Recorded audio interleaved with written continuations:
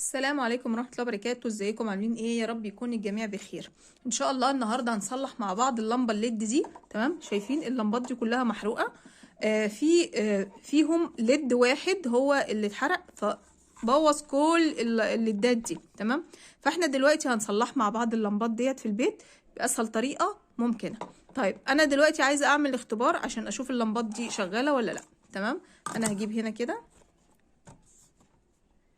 اهو عشان تشوفوا بنفسكم. اهي اللمبه دي مش شغاله. تمام،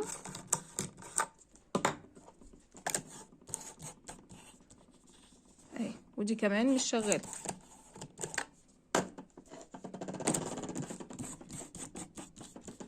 اهي ودي كمان مش شغاله. طيب دلوقتي انا عايزه اعرف فين الليد البايظ. تمام، عشان اطلعه وعشان احل كمان المشكله ديت، لاني انا مش عارفه فين الليد البايظ ده. تمام، فانا دلوقتي هعمل له اختبار. علشان اعرف فين الليد البايظ. انا شايفه الليد البايظ اهو، شايفين؟ يعني انا عايزه اقرب لكم كده جدا. هنا الليد ده شايفينه مختلف عن جميع الليدات، في نقطه سودا اهي. النقطه السودا دي هي اللي بتقول ان الليد ده هو المحروق. تمام، فانا دلوقتي عايزه اعمل اختبار عشان اعرف فعلا هو الليد ده ولا لا. تمام، اهي انا كده ربطتها كويس واهو. هعمل اختبار ازاي؟ عندي مثلا الملقاط ده. الملقاط العادي بتاعنا او جفت او اي حاجه. تمام، اهم حاجه قبل ما استعمله لازم اكون واقفه على عازل، وكمان ممكن عشان الكهرباء الف هنا على ده شي كرتون. تمام، فانا دلوقتي هعمل اختبار علشان اعرف فعلا ان الليد ده هو المحروق وهو اللي موقف لي كل الليدات دي ولا لا. فانا مثلا انا مش عارفه الليد فين، ومش عارفه اطلعه. فهاجي هنا كده هعمل كده. تمام، اهي مش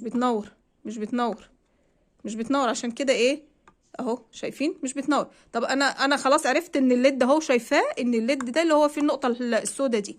فهاجي دلوقتي هعمل اختبار عليه عشان اعرف هو ولا لا. شايفين نورت ازاي؟ هو ده اللي فيه المشكله اهو. شايفين نورت اهي. تمام، فانا دلوقتي هعمل ايه؟ هفك دي كده من الكهرباء.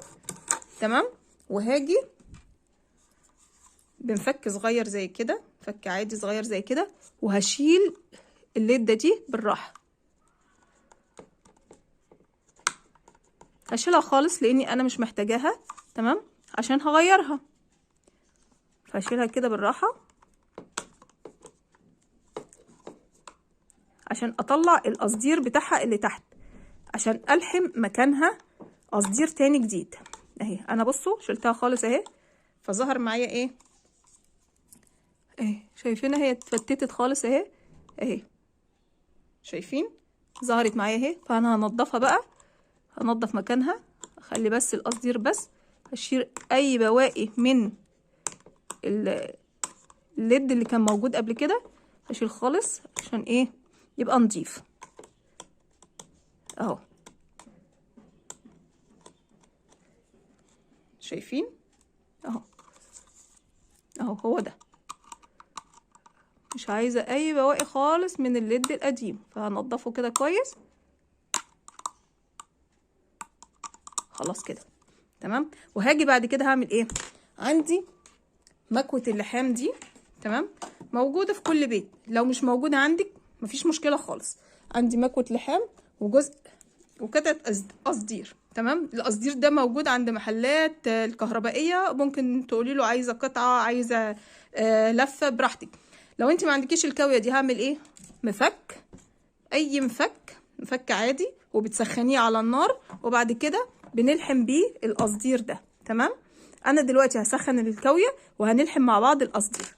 تمام، هاجي بعد كده هجيب مثلا اي حاجه عندي زي كده عشان احط عليها اللمبه عشان اعرف الحم. اهو الجزء اهو اللي قدامي ده هو ده اللي انا هلحمه. تمام، شايفينه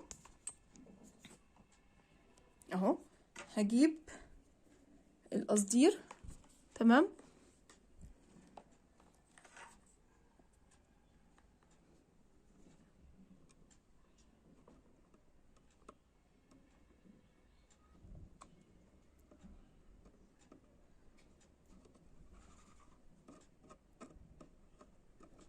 تمام. انا كده خلاص لحمتها ونجربها. نقول بسم الله المشترك واجرب معاكم. تمام. بسم الله. شايفين اهي اهي نورت اهي. شايفين مكان القصدير اللي احنا عملناه اهي، هو ده. تمام. عملناه اهي وباسهل طريقه وبساطه وايه، وما خدتش مننا وقت خالص. تمام. هنعمل برضو اللمبه دي. اللمبه دي برضو زي ما انتوا شايفين كده، هي بتتفك من هنا، ليها ضغط كده بنفكها. هي اللمبه دي برضو محروقه، فيها ليد بايظ تقريبا ده اهو. شايفينه في نقطه سودة برضو. هنجربها معاكم عشان نشوف.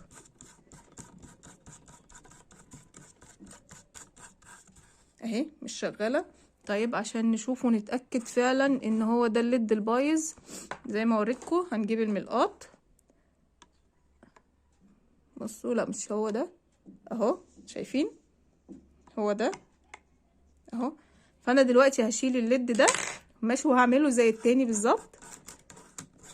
شفتوا صلحت كام واحده في وقت بسيط جدا وما خدش مني اي وقت خالص. زي ما قلت لكم الكاويه دي لو عايزين تستبدلوها استبدلوها بمفك.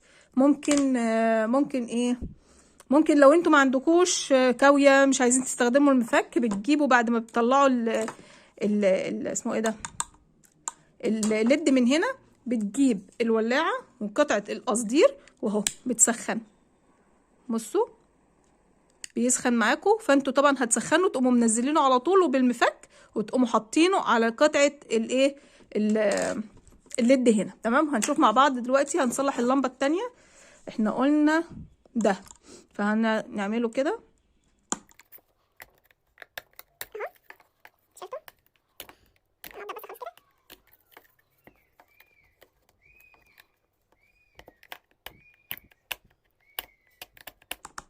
اهي خلاص زي ما انتوا شايفين كده،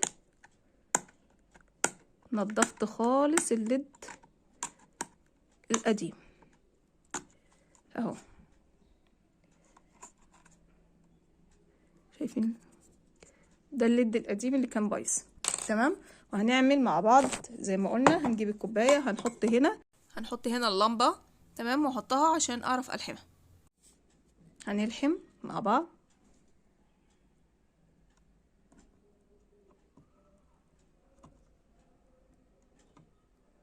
تمام. زي ما انتوا شايفين كده. هنتقل بس اللحام شويه.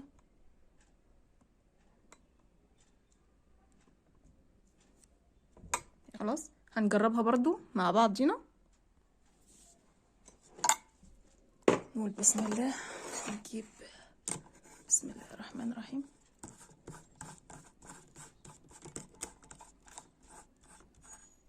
اهي الحمد لله.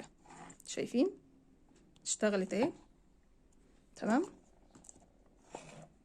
اهي طبعا هتقولوا لي ان في ليدات مش شغاله. تمام. هقول لكم الليدات دي اصلا ما كانتش شغاله في الاول، فانا لما عملت اختبار او عملت تيست لقيت ان العطل هو في الجزء اللي انا شلته ده قدامكم.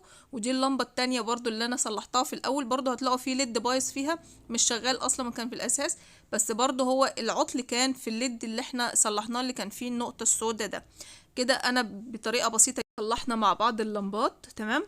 وما كلفتناش حاجة، وهنعيد استخدامها تاني مرة واتنين وتلاتة. كل ما تبوظ كل ما هنصلحها تاني لغاية لما تقول خلاص ارحموني بقى. تمام. يا رب يكون الفيديو مفيد بالنسبة لكم، واشوفكم على خير. السلام عليكم ورحمة الله وبركاته. ما تنسوناش من دعائكم ولايك وشير للفيديو عشان الناس كلها تتعلم ان هي تعمله وتصلحه في البيت بكل بساطة وسهولة. السلام عليكم.